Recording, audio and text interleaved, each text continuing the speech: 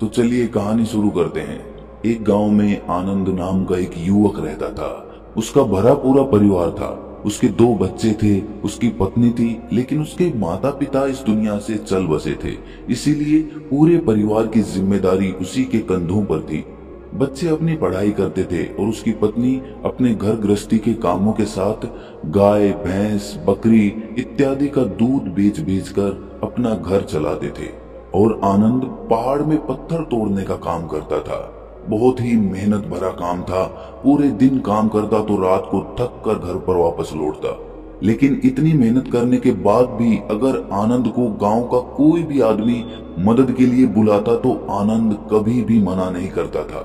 उसके जीवन का एक ही सिद्धांत था कि अगर मैं दूसरों की मदद करूंगा तो परमात्मा मेरा साथ देंगे, परमात्मा मेरे साथ कुछ बुरा नहीं होने देंगे। आनंद अपने इस सिद्धांत का पालन बहुत ही कड़ाई के साथ करता था। वो इस सिद्धांत पर इतना विश्वास करता था कि अगर कोई बाहर का आदमी उससे मदद मांग ले तो वो अपने घर का काम भी अधूरा छोड़कर उस आदमी की मदद करने के लिए पहुंच जाता था। जिस वजह से उसकी पत्नी बहुत परेशान रहती थी। वो अक्सर आनंद को समझाने की कोशिश करती थी कि सबसे पहले अपना काम करो, अपने परिवार को देखो। 2 बच्चे हैं हमारे और फिर भी तुम दूसरों के काम करने में लगे रहते हो। अरे अपने घर को तो संभाल लो, अपना घर संभल नहीं रहा, दूसरों की मदद करने चले हैं। और जब ऐसी ऐसी बातें आनंद के कानों में पड़ती तो उसके हृदय में कांटा सा चुभने लगता था और उन दोनों में लड़ाई झगड़ा शुरू हो जाता था। अक्सर उनके लड़ाई झगड़े का यही सबसे बड़ा कारण होता था। लेकिन ना तो आनंद अपने आप को बदल पाया और ना ही उसकी पत्नी ने उसको समझाना कभी बंद किया। इसी वजह से आए दिन उनके घर में कलेश होता रहता था। जहां तक उस गांव वालों की बात थी तो वो आनंद के स्वभाव को जानते थे और वो जानबूझकर जो काम आसान भी होता था, जो उनके सामर्थ्य में भी होता था, उस काम के लिए भी वो आनंद को बुलाते थे ताकि उन्हें कम मेहनत करनी पड़े। कहने का अर्थ ये है कि गांव वाले आनंद की इस भलमनसाहत का फायदा उठाते थे, लाभ उठाते थे और सब पीछे से उसका मजाक उड़ाते थे, उसे बेवकूफ कहते थे। ऐसे ही समय बीतता रहा और एक दिन आनंद की पत्नी बहुत ज्यादा बीमार पड़ गई। आनंद से जो कुछ भी सेवा हो सकती थी उसने वो सब अपनी पत्नी के लिए किया। उसने गांव के वैद्य को बुलाकर अपनी पत्नी की जांच करवाई, लेकिन ये रोग उस वैद्य की पकड़ के बाहर था। इसीलिए उस वैद्य ने कहा कि तुम अपनी पत्नी को नगर में जाकर किसी बड़े वैद्य को दिखाओ तो तुम्हारी पत्नी की जान बच सकती है। जल्द से जल्द नगर पहुंचने की व्यवस्था करो, नहीं तो तुम्हारी पत्नी के प्राण संकट में हो जाएंगे। ये सुनकर आनंद के पैरों तले जमीन फिसल गई। उसने ये नहीं सोचा था कि उसकी पत्नी के प्राण संकट में है। वो सोच रहा था कि कोई साधारण सा रोग होगा जिसका इलाज हो जाएगा। लेकिन जब उसने वैद्य की ये बात सुनी तो वो घबरा गया। अब पत्नी को नगर तक कैसे लेकर जाए, क्योंकि उसके पास इतना धन नहीं था कि वो अपनी पत्नी के लिए एक घोड़ा गाड़ी करके उसमें अपनी पत्नी को लिटाकर नगर में ले जा सके। उसकी पत्नी की हालत बिल्कुल चलने की भी नहीं थी, इसीलिए उसे नगर पहुंचाने के लिए किसी घोड़ा गाड़ी की जरूरत थी। संयोग से उसके पड़ोसी धन्नू के पास एक घोड़ा गाड़ी थी। वो अक्सर व्यापार के लिए अपनी घोड़ा गाड़ी नगर में लेकर जाया करता था। इसीलिए आनंद के मन में विचार आया कि मैं धन्नू की घोड़ा गाड़ी ले सकता हूँ। मैं धन्नू की इतनी मदद करता हूँ, कभी उसके काम को नहीं टालता, तो वो तो मेरे काम को कभी मना ही नहीं कर सकता। और यही सोचकर वो घोड़ा गाड़ी लेने के लिए धन्नू के पास पहुंच जाता है। लेकिन धन्नू बहुत ही चालाक इंसान था। वो बिना किराए के अपनी घोड़ा गाड़ी अपने सगे संबंधियों के लिए भी नहीं ले जाता था। तो आनंद की तो दूर की बात रही। जब आनंद ने उससे घोड़ा गाड़ी के बारे में पूछा तो उसने ये कहकर उसका ये काम टाल दिया कि मेरे घोड़े बहुत ज्यादा बीमार हैं, वो शायद बच भी मुश्किल से पाएंगे। 5 दिनों से वो कुछ नहीं खा रहे, तो ऐसे में बेचारा घोड़ा गाड़ी लेकर कहाँ नगर तक पहुंच पाएगा। हाँ, अगर तुम कुछ धन की व्यवस्था कर सकते हो तो मैं अपने एक मित्र की घोड़ा गाड़ी तुम्हारे लिए मंगवा सकता हूँ। ये सुनकर आनंद परेशान और चिंतित हो गया, क्योंकि उसके पास धन तो था ही नहीं। इसका मतलब उसकी पत्नी बड़े नगर में वैद्य के पास इलाज के लिए पहुंच ही नहीं पाएगी। उलझन भरे हुए विचार लिए हुए जब आनंद वापस आ रहा था तो उसने एक दिल को झंझोड़ देने वाला दृश्य देखा। उसने देखा कि धन्नू के घोड़े, जो धन्नू के अनुसार बीमार थे और कुछ खा भी नहीं रहे थे, वही घोड़े गांव का ही एक युवक उसकी बाड़ से खोलकर बाहर ला रहा था और गाड़ी में उसको जोत रहा था। ये देखकर पहले तो आनंद को कुछ समझ में नहीं आया। उसके बाद जब आनंद ने उस युवक से पूछा तो उसने बताया कि धन्नू ने ये घोड़ा गाड़ी उसे किराए पर दी है।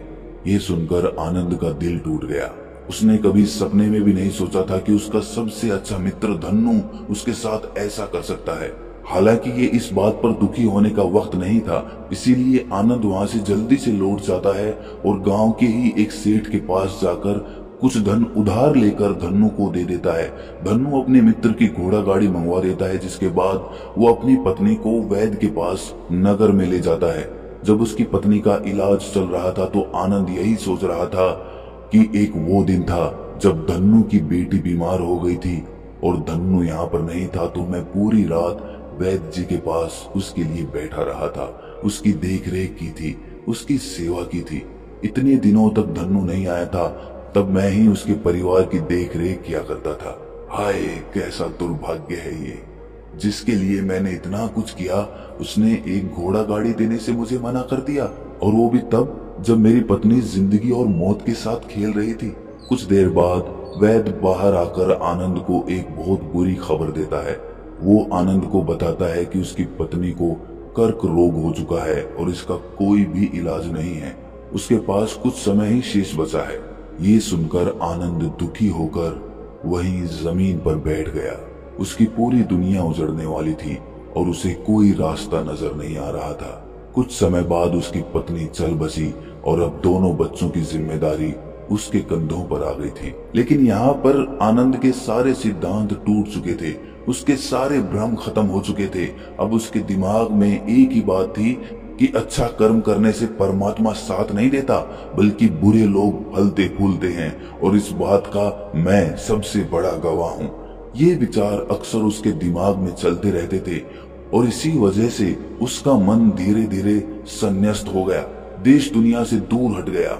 और एक दिन ऐसा भी आया जब वो अपने बच्चों को अपने रिश्तेदारों के पास छोड़कर इस देश दुनिया को त्याग कर एक सन्यासी बनने के लिए घर से निकल पड़ा। उसने गांव में किसी को कुछ नहीं बताया। किसी को नहीं पता था कि आनंद अचानक कहाँ गायब हो गया। सन्यास की दीक्षा लेने के लिए वो एक बौद्ध भिक्षु के पास पहुंचता है। बौद्ध भिक्षु उस समय ध्यान में बैठे हुए थे। ध्यान से बाहर आने के बाद वो बड़े ध्यान से आनंद के चेहरे को देखते हैं और उससे सन्यासी बनने का कारण पूछते हैं। इस पर आनंद उन्हें अपनी पूरी आप बीती सुना देता है और कहता है कि हे बंदे, इस दुनिया से मुझे कुछ भी हासिल नहीं हुआ। मेरा मन इस दुनिया से विरक्त हो चुका है। जब अपने दोस्तों ने ही मेरा साथ नहीं दिया तो इस दुनिया में रहने का क्या मतलब, और इसी वजह से मैं सन्यासी बनना चाहता हूँ। ये सुनने के बाद बौद्ध भिक्षु ने उपदेश देना शुरू किया। उन्होंने कहा कि याद रखना बंदे, जीवन से विरक्त होकर सन्यासी बनना तुम्हें परम सुख तक कभी नहीं पहुंचा सकता, परमानंद तक कभी नहीं पहुंचा सकता। तुम दुनिया से अपने मन पर एक बोझ लेकर विरक्त हुए हो। तुम दुनिया से परमात्मा की खोज करने के लिए विरक्त नहीं हुए हो। इस भ्रम में कभी मत रहना। तुम संसार से विरक्त हुए हो क्योंकि संसार ने तुम्हें धोखा दिया, ऐसा तुम्हें लगता है। इसीलिए तुम परमात्मा पे कभी विश्वास नहीं कर पाओगे और ना ही उन पे अपनी पूर्ण आस्था बना पाओगे। इसीलिए सन्यासी होने का भी तुम पूरा लाभ कभी नहीं उठा पाओगे। सन्यासी होने का लाभ तब मिलता है जब हमारी प्रभु में, परमेश्वर में, परमात्मा में पूर्ण आस्था बन जाती है। मैं तुमसे पूछता हूँ, क्या तुम्हारी आस्था परमात्मा में है? ये सुनकर आनंद कहता है कि हे बंदे, मैं तो दुनिया देख कर आया हूँ कि जो बुरे कर्म करता है वो फलता फूलता है, और जो अच्छा काम करता है उसे प्रभु कुछ भी नहीं देता, परमात्मा उसे दुख ही दुख देता है। इसीलिए मैं परमात्मा पे अपनी पूर्ण आस्था कैसे बना सकता हूँ? ये सुनकर उस बौद्ध भिक्षु ने कहा कि यही तो मैं तुम्हें समझाना चाहता हूँ कि तुम पूरी ऊर्जा अपनी सन्यासी जीवन में लगाओ और उसके बाद भी तुम्हें फल प्राप्त ना हो तो तुम्हें कैसा लगेगा। इसीलिए किसी की भी मदद करने के मैं 5 सिद्धांत तुम्हें बताता हूँ। ये 5 सिद्धांत समझकर संसार में वापस लौट जाओ और संसार में एक ग्रस्त जीवन जियो। उसके बाद ही सन्यासी जीवन का उदय होता है, जब हम अपने ग्रस्त जीवन को पूर्ण रूप से समझ लेते हैं और अपनी जिम्मेदारियों का निर्वाह कर देते हैं। ये कहकर बौद्ध भिक्षु ने कहना शुरू किया कि जब भी तुम किसी की सहायता करते हो, किसी की मदद करते हो, तो उसमें सबसे पहली बात, सबसे पहला सिद्धांत जो ध्यान में रखने का होता है वो होता है कि किसी की मदद करते वक्त, किसी की सहायता करते वक्त कभी भी उससे उम्मीद मत रखना। ये मत सोचना कि आज मैंने इसकी सहायता कर दी, मदद कर दी, तो कल बदले में ये भी मेरी सहायता करेगा, मेरी मदद करेगा। अगर तुम ऐसा सोचोगे तो तुम्हें जीवन में दुखों का सामना करना ही पड़ेगा, क्योंकि एक नहीं तो दूसरा, या दूसरा नहीं तो तीसरा, कोई ना कोई तुम्हारी उम्मीद जरूर तोड़ेगा। और वास्तविकता में वो मदद या वो सहायता नहीं होती है, वो हमारे लालच का ही एक रूप होता है। हम उसकी सहायता या मदद निर्भाव तरीके से नहीं कर रहे हैं। हमारे मन में लालच का भाव है, हमारे मन में बदले का भाव है। हम ये सोचकर मदद करते हैं कि इसकी मदद कर देता हूँ तो कल ये मेरी भी मदद करेगा, और यही लालच हमें अक्सर उन लोगों की मदद करने पर विवश करता है जो किसी ना किसी रूप में धनवान होते हैं, क्योंकि हमें लगता है कि कल ये आदमी धन के द्वारा मेरी मदद कर सकता है।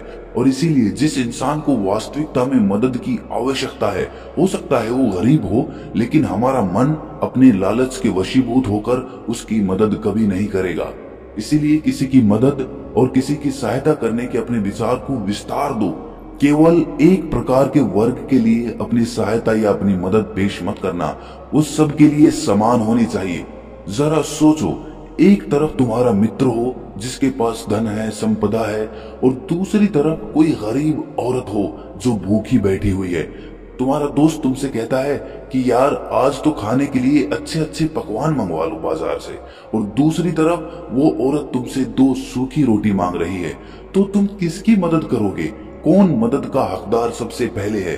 सबसे पहले हमारा कर्तव्य बनता है कि उस औरत की भूख मिटाएं। लेकिन अक्सर इंसान ऐसे नहीं सोचता। वो अपने दोस्त को तो खिला देगा, उसको तो बाजार से बहुत महंगी वस्तु मंगा के दे देगा, लेकिन किसी गरीब को उसकी भूख मिटाने के लिए पैसा या धन नहीं देगा। दूसरी बात जो ख्याल में रखने की है वो ये कि सहायता करते वक्त हमारा लालच कभी भी उसके साथ नहीं जुड़ना चाहिए। अक्सर हम जब किसी की मदद करते हैं तो हमारा लालच और हमारा स्वार्थ ही उसके साथ जुड़ा होता है, और हम अपनी भविष्य की योजना तैयार करके उस आदमी की मदद करते हैं। हम ये सोचते हैं कि अगर मैं इसका ये काम करूंगा तो भविष्य में ये आदमी मेरा वो काम पूरा कर देगा, और वो सहायता, वो मदद बिल्कुल भी परमात्मा के द्वार को नहीं खटखटाती, क्योंकि वो लालच है। जाहिर है आप अपने आप को धोखा देने के लिए अपने लालच को एक सहायता, एक मदद का रूप दे रहे हैं। तीसरी बात जो ख्याल रखने की है वो ये कि अपने सामर्थ्य के हिसाब से दूसरे की मदद करो। कभी भी एक ग्रस्त आदमी को किसी की इतनी सहायता नहीं करनी चाहिए जिससे कि उसका परिवार और उसके बच्चे कष्ट में जीवन बिताएं। सबसे पहला फर्ज हमारा होता है अपने परिवार को सुखी रखना, उनकी जरूरतें पूरी करना, और उसके बाद दूसरों की मदद करना आता है। लेकिन कुछ लोग दूसरों की मदद पहले करते हैं और अपने परिवार को तवज्जो कम देते हैं, जिससे कि परिवार में लड़ाई झगड़े आए दिन पनपते रहते हैं, और ये सब हम समाज में देखते रहते हैं अपने आसपास।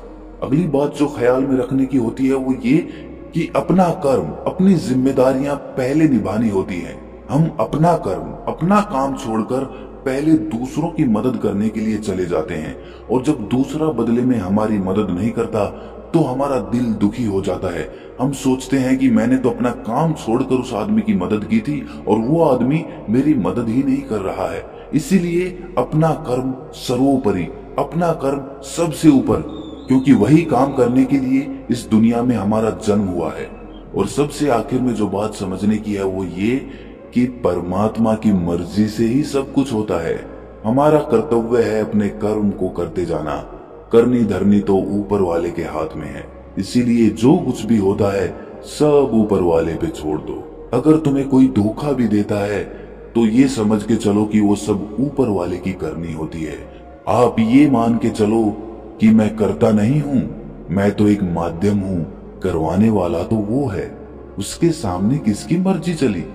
जब ये आस्था, ये विश्वास हमारे मन में पनपने लगता है तो हमारी सारी शिकायतें दूर हो जाती हैं, क्योंकि इस दुनिया में जो भी होता है अच्छे के लिए होता है, जो भी हो रहा है अच्छे के लिए हो रहा है, और जो भी होगा अच्छा ही होगा।